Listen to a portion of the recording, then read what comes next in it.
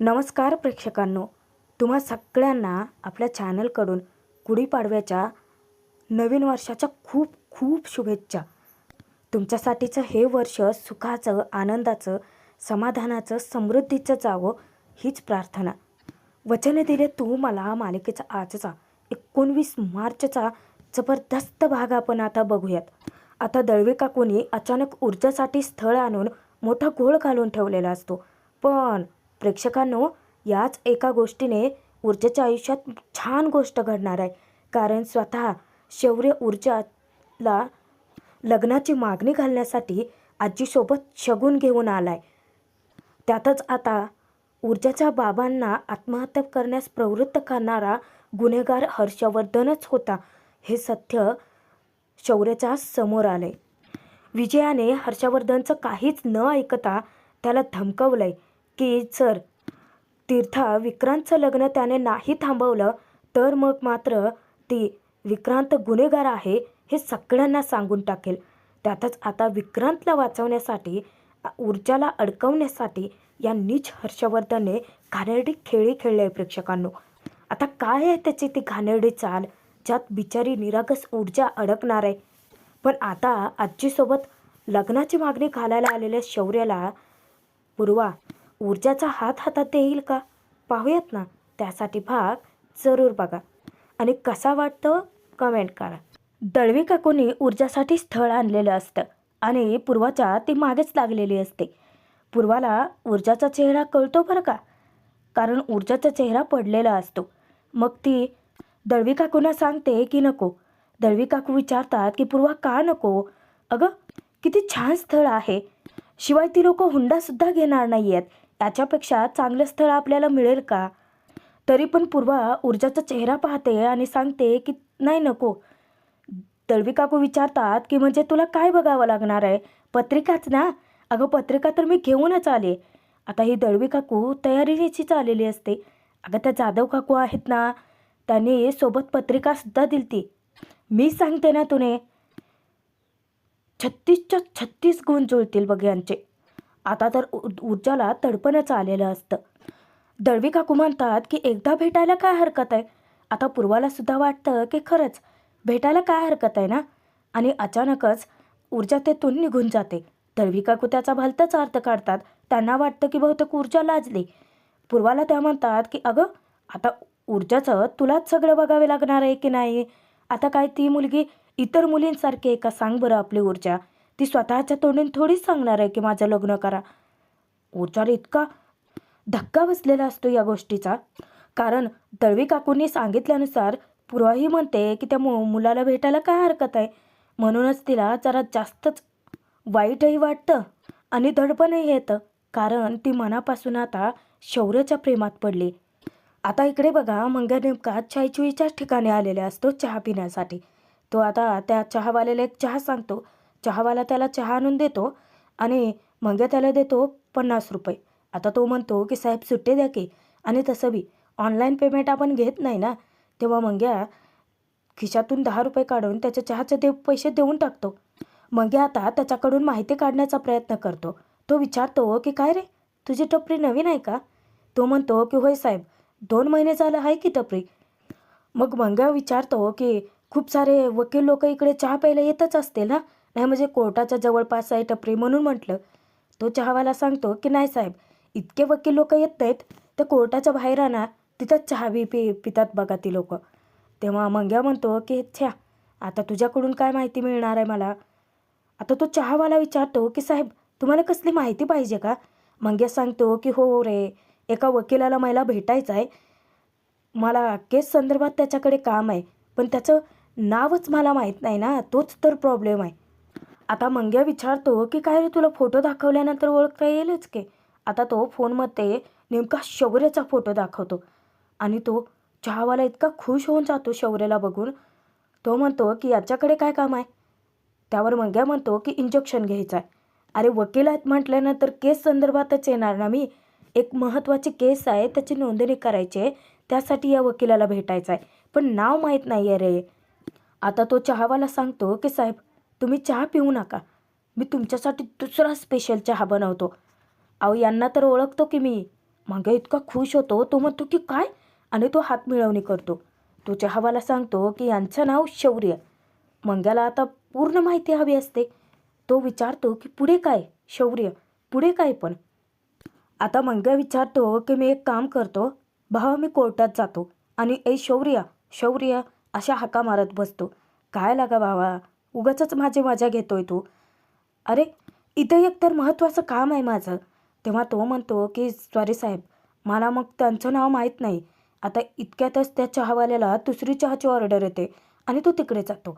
माग्या इतका वैतागलेला असतो ना. पण इकडे प्रचंड मोठा धक्का बसलेला असतो शौर्याला आणि त्याचा तीव्र संताप होतो. काय यार आजी, काय आहे हे सगळं? ती लोक माझ्या असं कसं काय लग्न ठरवू शकतात? माझी काय लाईफ आहे की नाही यार? तेव्हा आजी समजावते की शौर्य, तू आधी इथे बस बरं आणि थोडं शांत हो. शौर्य म्हणतो की कसा शांत हो ग, तू बी काही बोलत नाही आहे. आजी आता शौर्याला धक्कादायक खुलासा करवत्या. हर्षवर्धन खरोखरच गुन्हेगार आहे हे आता सिद्ध झालं आहे प्रेक्षकांनो. ते बघा कसं. शौर्याला आजी समजावते की हर्षवर्धन गुन्हेगारच आहे. हे बघ, आपल्यासमोर अर्पिता आणि तुझ्या लग्नाचा प्रॉब्लेम नाही आहे शौर्य, तर ऊर्जा आणि तुझ्या लग्नाचा प्रॉब्लेम आहे. शौर्य विचारतो की ते कसं काय? तेव्हा आजी सांगते की ऊर्जाने तुला जे काही सांगितलं होतं ना शौर्य, ते खरं आहे.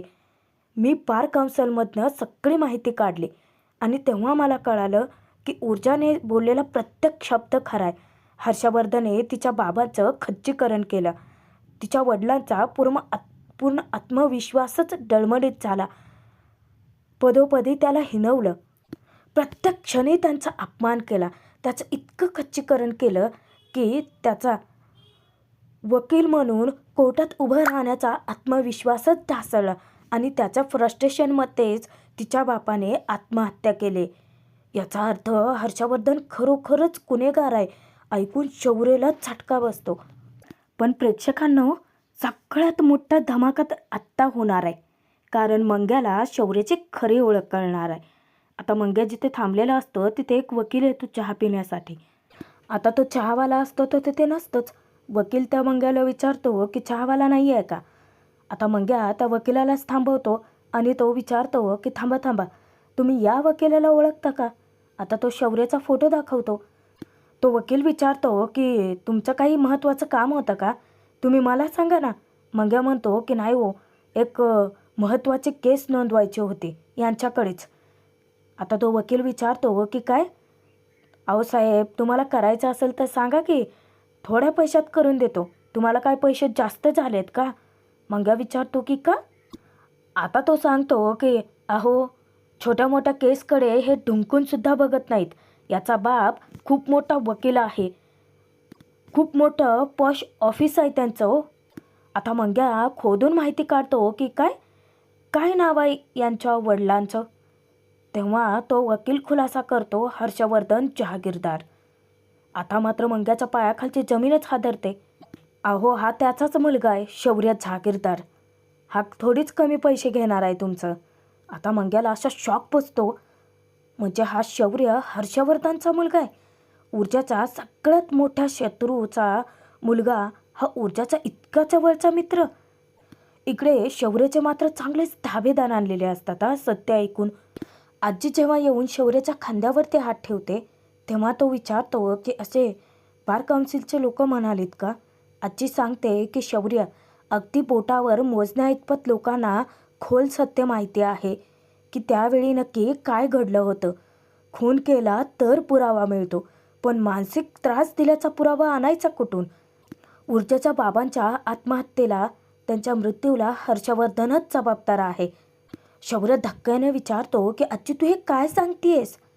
आजी म्हणते की जे खरं आहे तेच सांगते. आता मात्र शौर्याचं अवसानच कळून पडता. तो म्हणतो की आता तर सगळंच कठीण होऊन बसलंय. या लोकांनी 2 दिवसात साखरपुड्याचं करायचं ठरवलंय. आता पूर्वा काकूंना कन्व्हिन्स करणं खूप कठीण जाणार आहे. आजी त्याला आरसा दाखवते की नाही शौर्य, ऊर्जाला सत्य सांगणं खूप कठीण जाणार आहे. लग्नासाठी तयार करणं आता मात्र तुला खूप मोठी लढाई लढावी लागणार आहे. इकडे मंग्या तडकाफडकी निर्णय घेतो सुरुवातीला, की आत्ताच्या आत्ता ऊर्जाला खरं काय ते सांगतो. पण त्याचं मन त्याला अडवतं. तो म्हणतो की नाही, हातात भक्कम पुरावा मिळवतो आधी आणि मगच ऊर्जाला खरं काय ते सांगतो. तेव्हा तो वकील विचारतो की साहेब अहो देताय की नाही. आता मंग्या त्याला चौकशी करतो की जहागीरदारांचं मोठं ऑफिस आहे ना, मग ते कुठं आहे. आता तो वकील त्याच्यावरती वचकतो, चिडतो. काय साहेब, तुम्हाला जास्तीचे पैसे घालवायच्यात ना, घालवा. आणि तो पत्ता सांगतो की H.G.. Road, court road, H.G.. Chamber. एकतर चहा पण नाही आणि हातातली केस पण नाही आणि तो वकील जो आहे तो वैतागून निघून जातो. आता मंग्या विचार करतो की हा शौर्य हर्षवर्धन जहागीरदाराचा मुलगा आहे. आता भक्कम पुरावा मिळवतो आणि मगच ऊर्जाला खरं काय ते सांगतो. इकडे अचानकच लग्नाची बोलणी सुरू करतील म्हणून ऊर्जाला मात्र जाम टेन्शन आलेलं असतं. ती जेव्हा किचनमध्ये येते, पूर्वा तिला म्हणते की बघ तुला मेथी आवडते म्हणून घेऊन आली आहे, पण किती महाग झाल्या त्या पालेभाज्या. या ना आणायच्या बंदच करते आता, त्यापेक्षा कडधान्यच खाल्लेली बरी. ऊर्जा येते आणि तिच्या खांद्यावरती डोकं टेकवते. पूर्वा काळजी करते की दमली आहेस. तेव्हा ऊर्जा म्हणते की नाही ग आई. आता ती डायरेक्ट मुद्द्याला हात घालते की आई तू दळवी काकू म्हणतायत ते मनावर घेतलंय.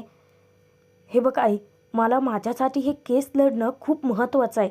मला आता लग्नाचा विचार नाही करायचा आहे. तेव्हा पूर्वा म्हणते की अगं आपण फक्त भेटणार आहोत, लग्न थोडीच करायचं आहे.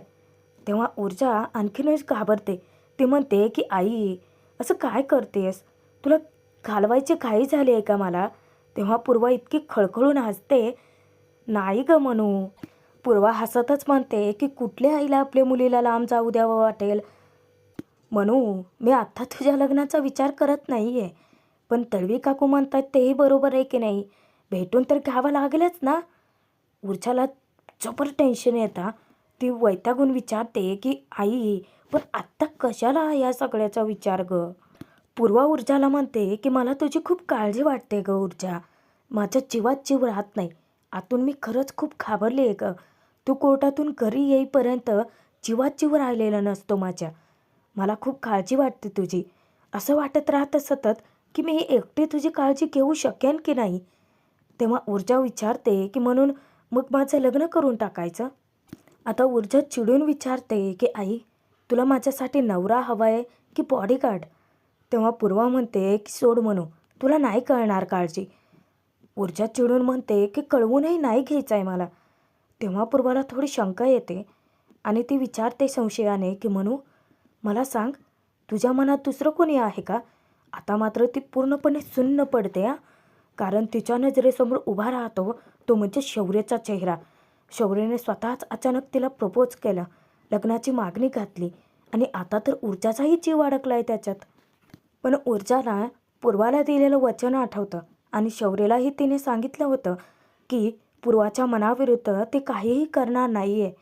मग तिला पूर्वाचं मनही मोडवत नाही. शेवटी ती तिची आईच आहे ना. ऊर्जा म्हणते की नाही आई, असं काहीही नाही आहे माझ्या मनात. मी तुला सांगितलं होतं की नाही की तुझ्या मनाविरुद्ध मी काहीही करणार नाही आहे.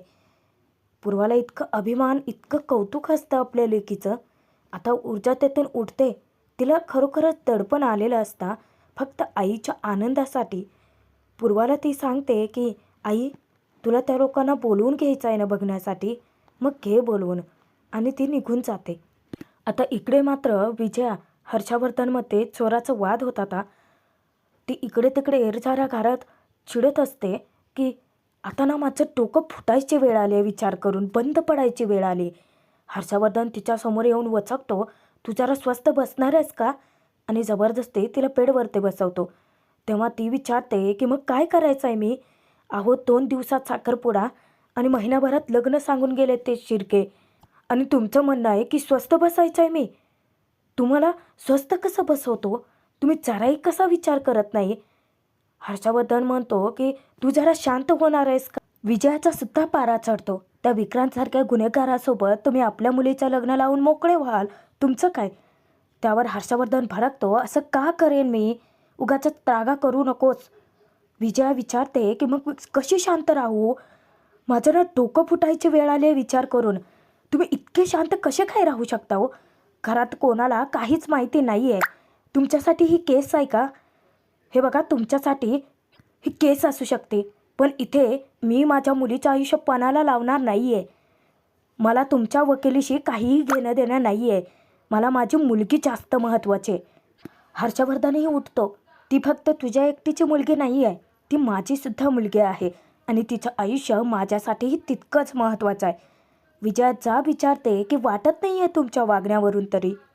हर्षवर्धन तिला समजवतो की फक्त एक दिवस थांब. विजया विचारते की पण काय होणार आहे एका दिवसात? हर्षवर्धन सांगतो की ब्लास्ट, खूप मोठा ब्लास्ट होणार आहे, कारण मी आता माझी स्ट्रॅटर्जी आखली आहे आणि आता शिर्के स्वतःहूनच लग्नासाठी माघार घेतील.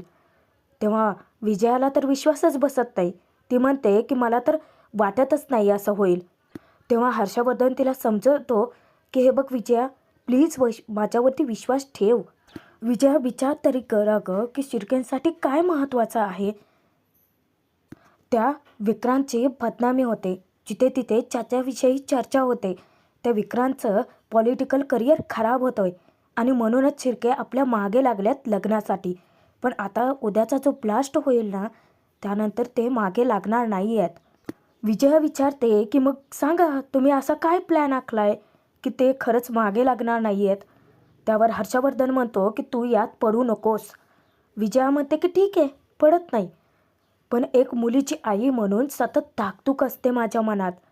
आणि ते शिर्के पुन्हा लग्न करत पुन्हा आपल्या घरात शिरले तर? हर्षवर्धन तिला सांगतो की नाही शिरणार आहेत, नाही बोलणार आहेत ते आपल्याला. आता विजया मात्र हर्षवर्धनला धमकी देते हा प्रेक्षकांनो. ती सांगते की जर पुन्हा ते लग्नाचा विषय काढून या घरात आले तर मी घरातल्या सगळ्यांना सगळं खरं सांगून टाकणार आहे. आणि हर्षवर्धनचं काहीही न ऐकता तेथून इस्क्याने निघून जाते. आता हर्षवर्धनच्या डोक्यावरती टांगती तलवार आहे. त्यानंतर रात्रीच्या वेळी शैलजा किचनमध्ये येते. दिव्याचं तर काय, मस्त काहीतरी चरत बसलेले असते. आता ते नोकरानीला काम सांगून तिथून घालवते. तेव्हा दिव्या म्हणते की आपल्या तर घरात बाबा काय चाललंय कळतच नाही आहे.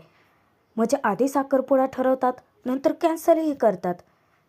त्यावर शैलजा म्हणते की जाऊ देत ना, काय करायचं आहे आपल्याला, आपण फक्त शांत बसून मजा बघायची. आता ती विचारते की म्हणजे दिव्या बरं का, की पण आता आपल्या घरातल्या हायकमांड कुमुदिनी मॅडम नक्की काय करतील? नाही म्हणजे त्यावेळी मोठ्या तोऱ्यात साखरपुडा मोडला होता त्यांनी आणि आता साखरपुडा ठरवते वेळी मूग गिळून गप्प बसल्या होत्या.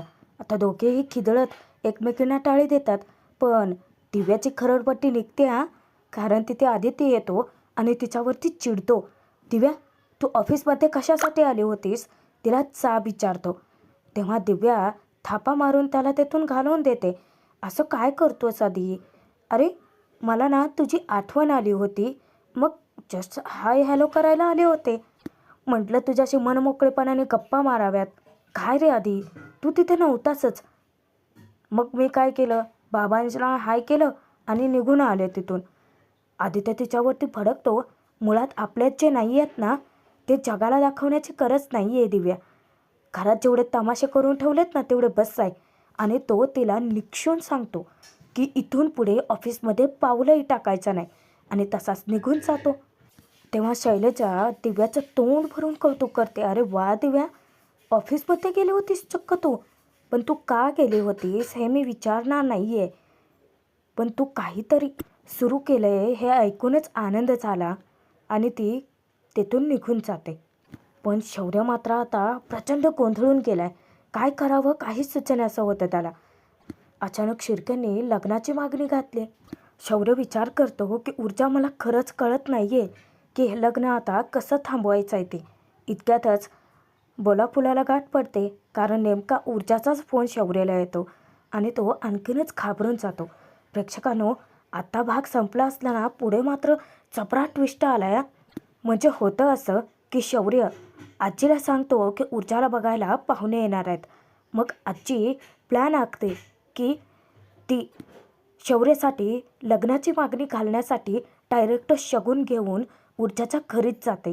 आता हर्षवर्धन इतका नीच आहे, ऊर्जाचे नाव खराब करण्यासाठी, विक्रांतला वाचवण्यासाठी तो शिर्केला फोन करून सांगतो की प्रेस कॉन्फरन्स घ्या आणि ऊर्जा शिंदेला तिच्या अकाउंटमध्ये भरपूर पैसे गेलेत हे कळण्याआधीच जगाला सांगून टाका की ऊर्जा शिंदे हे फक्त पैशांसाठी करते.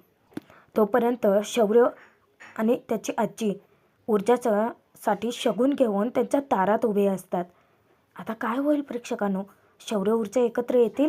शौर्य खरी ओळख सांगेल की मंग्याच ऐनवेळी शौर्याची ओळख सांगून घोळ घालून ठेवेल? हर्षवर्धनच्या जाळ्यात ऊर्जा अडकेल का? पाहणं तितकंच मनोरंजक ठरेल.